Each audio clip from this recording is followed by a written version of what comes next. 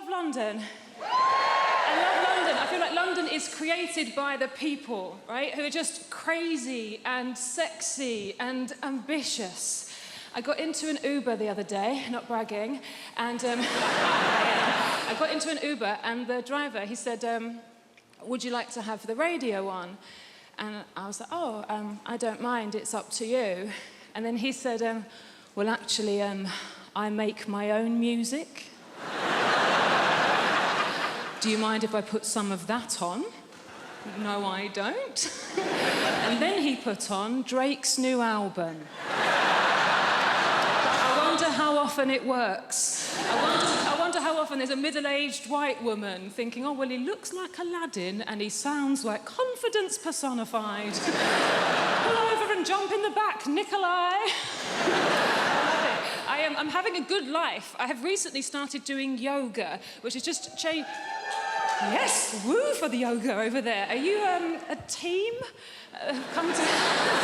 I'm new to it. I love it. Yoga has changed my life. It's brilliant. Yoga is my new drug. My old drug was drugs. Which I'm not going to say anything positive about because it would be incredibly irresponsible. I'm not going to say anything positive about drug taking. What I will say is I didn't take MDMA until I was 32, and it was such a relief to know I could be happy. Just to see the equipment's broken. But yoga is nearly as good, and there's no downsides. It's given me a whole new language. My favourite new word is namaste. Yeah, it's a very old word, it's very sacred, and it means the yoga has finished now. And then you're allowed to leave. I think that the key to being happy as you get older is self-acceptance. Like, I have to accept things about myself now. Like, I'm 36, I thought I would have children by now, and I don't. In an ideal world, what I wanted to self-fertilise. I wanted to have children that were exactly my genetics so that I could show them to my parents and go, see, it was my childhood, they're fine. Science can't do that yet. And then I had a crazy day last month where I just thought, I'm just going to buy some sperm. I'm just going to buy some sperm off the internet. I've got a good job. I'm just going to buy some sperm. Guys, sperm is so much more expensive than I thought it was going to be. It is tens of thousands of pounds. We are all wasting a valuable resource. 17-year-old me would have been a millionaire if I'd learned how to catch it and chuck it in the freezer. It's a shock. I do think self-acceptance is the key. Like, there's things about myself I don't like, but I just have to accept now that they're not going to change. This is who I am. Like, so for instance, I don't like art. I think art is rubbish. I think lots of people think art is rubbish, but we're too worried of looking stupid, so we go along with it. I think that the worst art form is theatre. Right, okay, I can sense how unpopular this opinion is. Hear me out. I think theatre is diabolical. Look, I do, look, and also, I'm aware, if you are a performer of some kind, if you're an actor, look, please don't be offended. I don't mean being in the play. Obviously, if you're the person in the play that gets to put a wig on and walk up and down and move your arms and project your voice, saying things like, I think you'll find you're contradicting yourself, Alan. Fun. Having to watch it. Dear Christ.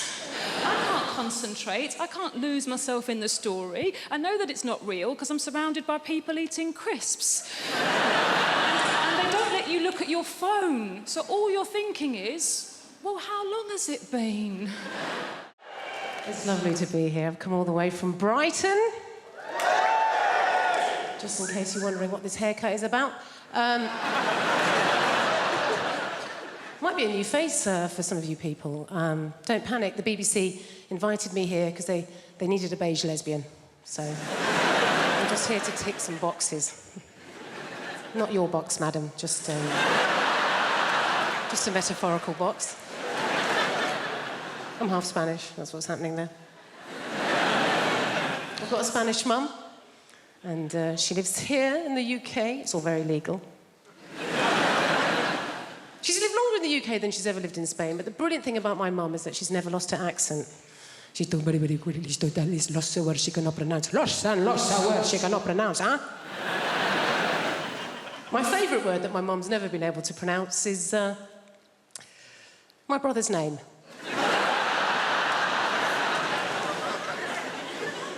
a difficult name. His name's Stephen. I don't know if you've noticed this. Spanish people, any word that begins with the letter S, they struggle, right? So my mum doesn't call him Stephen. She calls him Steven.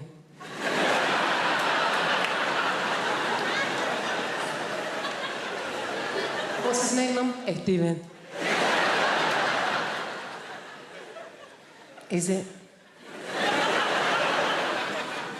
Isn't it just Stephen? Even if I know his name is my son, it is Steven! You don't want to mess with my mum. She's not like British people here in this country. We can be quite passive-aggressive, can't we? She's just a very aggressive woman. I don't know how... My mum's never really coped in this country, and I think it's because, like a lot of Mediterranean people, she's quite loud, yeah? She's got one volume. It's like this. Whereas in this country, particularly if we're middle class, we tend to be low talkers, don't we? We don't like to raise our voices, do we? Why? Because we've got money.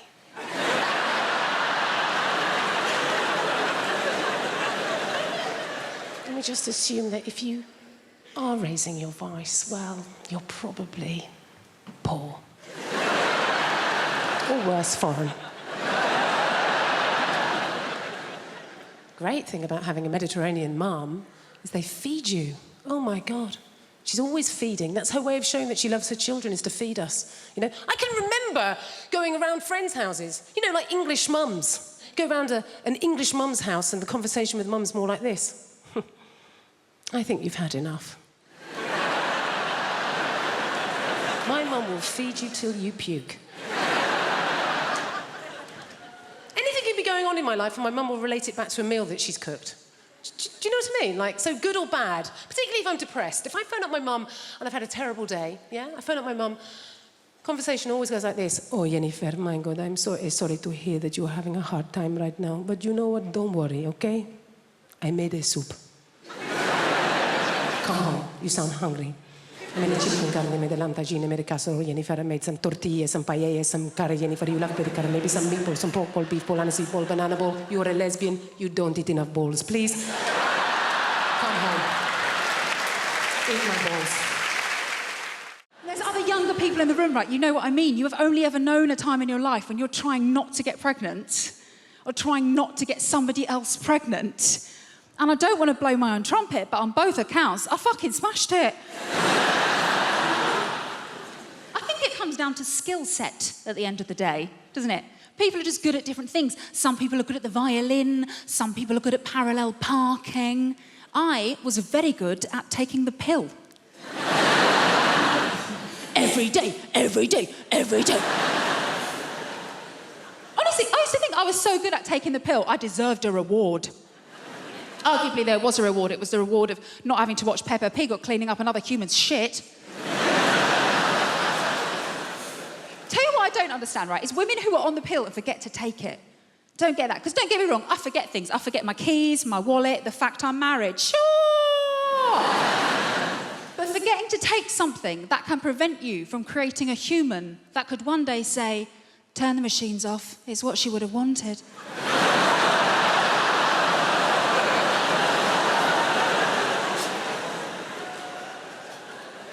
I'm going to remember that one, thank you. Obviously does happen, though. Women forget to take the pill, they get knocked up. Happened to a girl I used to work with, actually, when I used to work in an office, right? And we were chatting about it one day. She was so blasé. We're in the kitchen. She's just standing there rubbing her belly like, well, the thing is, I've just got really bad memory. I was thinking, that's funny, because every day without fail, you remember to steal my milk. Maybe if you'd strapped your packet of microgynon to my semi-skimmed... Stephen in accounts wouldn't be telling everyone how you trapped him. But I think the reason I was always very good at remembering to take the pill, because I've been on it for so long. I was on it since I was about 16. And the reason I started taking it was because I was going out with my first boyfriend, Kevin Sutherland. A boom, chicka, wow, wow. He was quite the catch. He had a Peugeot 106 and a tattoo of Bart Simpson, which I thought showed a great joie de vivre. And things were going very well between Kevin and I. We had matching bracelets from Argos, so you can tell how serious we were. And we'd agreed that we were going to do it for the first time, right? So I was like, right, I'll put myself on the pill because my first time is going to be really special. My first time is going to be just like in the movies. So the big day arrived, and Kevin, bless him, he made such an effort for everything to be really perfect. Like, he paid his little brother to leave the room.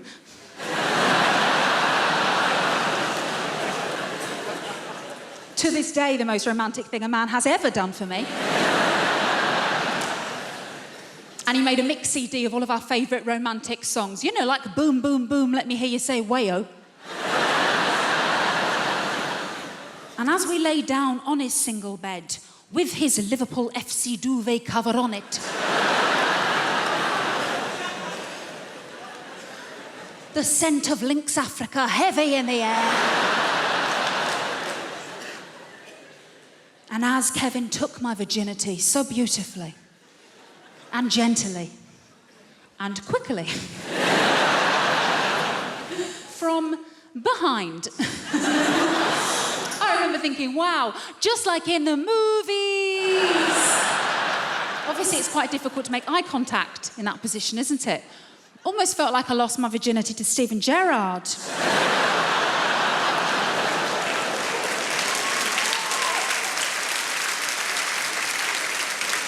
I'll never walk alone. I never will. And this is what I'm talking about, the assumption that if you're in a place like that, you obviously are the help. Okay, example 2, that's it, white people. One more example, and then we're moving on, right? I'm on tour in the UK. I'm going up to Leeds. All my team was already up in Leeds setting up the theatre. I'm travelling with my tour manager and best friend, Lila, also a black woman. So I go, you know what? That's Lila. I go, you know what, Lila? Let's not drive. It's a long drive. Let's get a train and go up in comfort. So we rush down to the train station. I buy us 2 first-class tickets. There's a train leaving, so we jump on the train takes off. And we're walking through the train towards the first-class carriage. We walk into the first-class carriage. This white woman is sitting at a table. She looks up, she sees us, and at the top of her voice, she shouts, this is first class! Now Lila goes, what the fuck did you say? And I hold Lila, no, Lila, no. I just grab her by her collar, no, Lila, no. No, Lila, no, Lila, no. Watch me humiliate this bitch just with my mouth. Come back.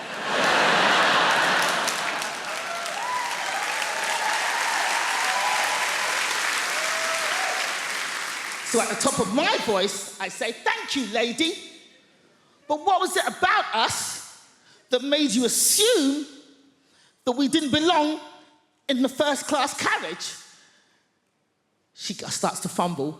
Everybody on the train just kind of leans out from behind their seats.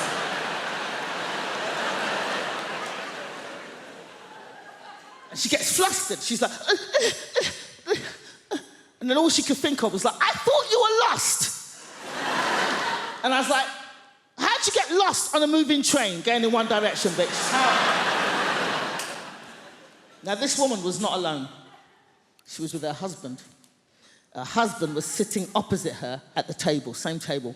But we did not see her husband's face for this entire confrontation because the entire time he was hidden behind the newspaper, just...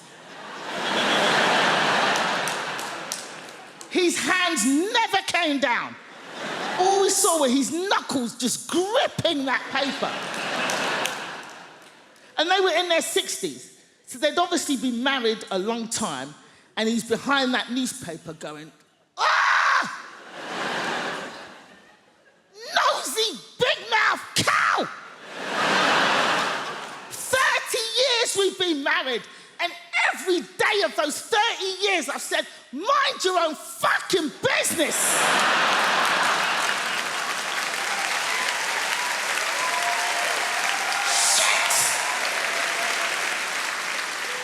And now we're both gonna get beaten up by these 2 black boys.